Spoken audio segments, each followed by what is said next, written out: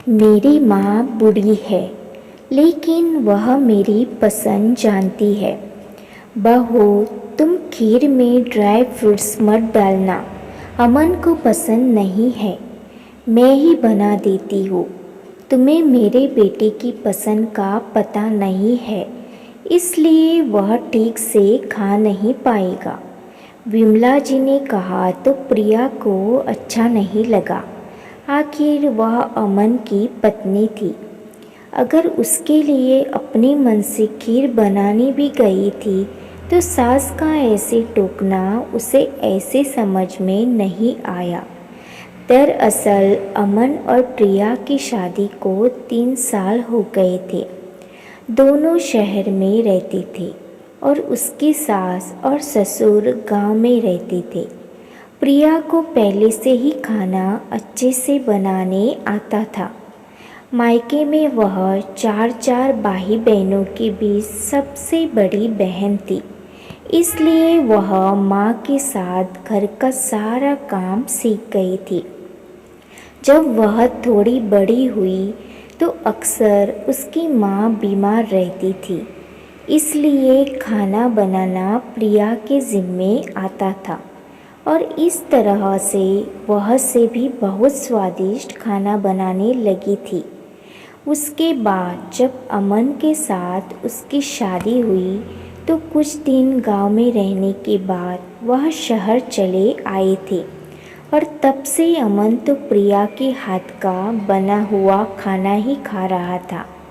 इस बीच कभी कभी दोनों गांव भी जाते तो 1 या 2 दिन रह के चले आते थे। अभी कुछ दिनों पहले अमन के पिता का देहांत हो गया और गांव में अमन की मां को देखने के लिए कोई था नहीं, इसलिए अमन अपनी मां को अपने साथ ले आया और विमला जी अमन और प्रिया के साथ रहने लगी। जब से विमला जी प्रिया के साथ रहने आई थी, वह अक्सर प्रिया को बताती रहती कि अमन को खाने में क्या पसंद है और क्या नहीं। बात प्रिया को अच्छी नहीं लगती थी। इससे प्रिया को बहुत चिढ़ होती थी, क्योंकि इसके पहले तो वह अकेले ही रह रही थी।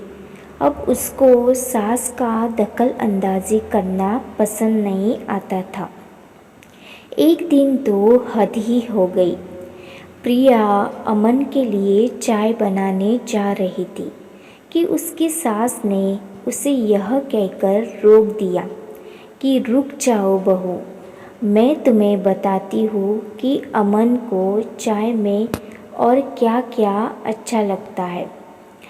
उसकी चाय में थोड़ा सा अदरक कुटकर डालना और इलायची ज़रूर डालना पड़ता है, नहीं तो वह नहीं पिएगा।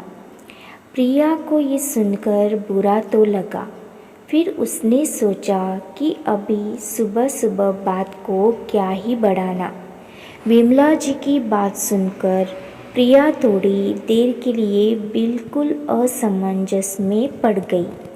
विमला जी का ऐसा व्यवहार उसके लिए भी नया था। प्रिया को समझ में नहीं आया कि इनके साथ कैसा बर्ताव करे। उस दिन शाम को जब अमन आया और उसने प्रिया से चाय मांगा तो प्रिया ने गुस्से से कहा, अपनी मम्मी जी से ले लो चाय। वैसे भी आपको मेरे हाथ का अब कुछ अच्छा कहाँ लगेगा। मुझे समझ नहीं आता कि माँ जी की अब उम्र हो गई है तो वह भजन कीर्तन में अपना मन क्यों नहीं लगाती। खामखा मेरी गृहस्थी में टांग क्यों अड़ा रही है। प्रिया की बात सुनकर अमन एकदम नाराज़ हो गया। अगर माँ मेरे लिए कुछ बनाना चाहती है तो तुम्हें क्या परेशानी है, और अगर एक माँ अपने बेटे के लिए कुछ बनाना चाहती है तो इसमें उम्र कहाँ से आ गई। इतना जान लो कि मेरी माँ भले ही बूढ़ी हो गई है लेकिन मेरी पसंद जानती है।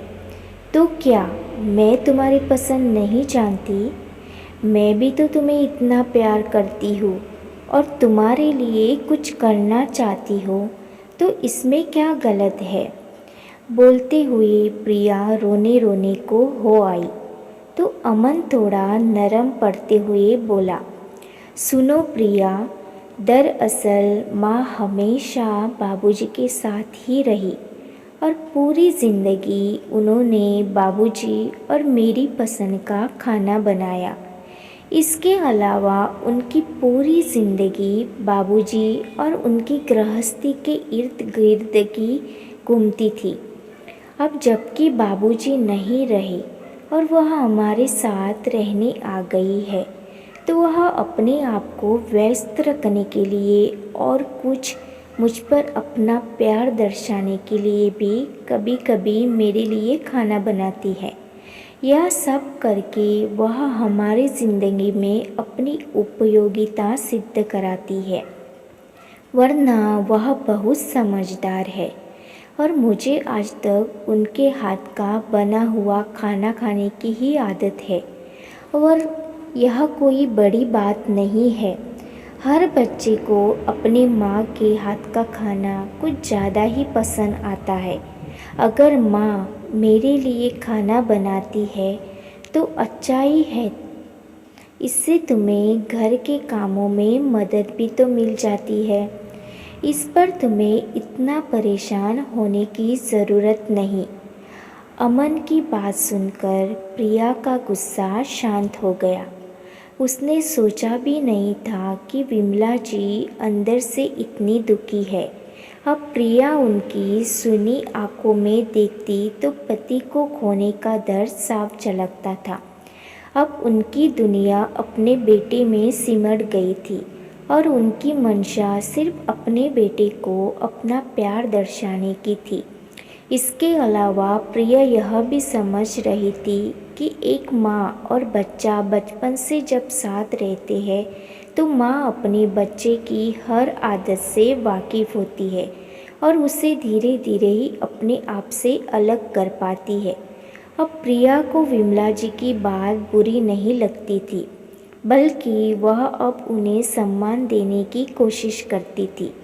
किसी भी सास और बहू में अच्छा रिश्ता ऐसे ही नहीं बन जाता।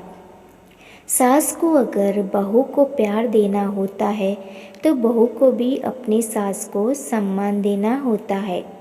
और जैसे एक बेटी अपनी माँ की बात मानती है, वैसे ही एक बहू को भी अगर अपनी सास की बात मानने की आदत पड़ जाए तो किसी भी घर में सास और बहू के रिश्ते में दरार नहीं पड़ती। जब घर में कोई नया सदस्य आता है तो उसे भी उस घर में एडजस्ट करने में थोड़ी मेहनत करनी पड़ती है और घर वालों को भी उसे प्यार से अपनाना पड़ता है। रिश्ते को अपनाना है तो हाथ बांधकर नहीं, बल्कि बाहें फैलाकर अपनों का स्वागत करना पड़ता है। जो इंसान अपना हाथ आगे बढ़ाता है, लोग उसी का हाथ थामकर रिश्ते की डोर आगे बढ़ाकर ले जाती है। अगर हाथ बांधकर खड़े रहे तो कोई भी हाथ नहीं थामेगा। घर परिवार में भी एक दूसरे का हाथ थामकर ही गृहस्थी की गाड़ी आगे बढ़ती है। अब प्रिया की गृहस्थी में भी सामंजस्य बैठता जा रहा था। अब तो विमला जी कभी कभी प्रिया की पसंद की चीज़ें भी बनाने लगी थी। आखिर वो एक माँ जो थी, और माँ तो अपने हर बच्चे की पसंद जानती है ना।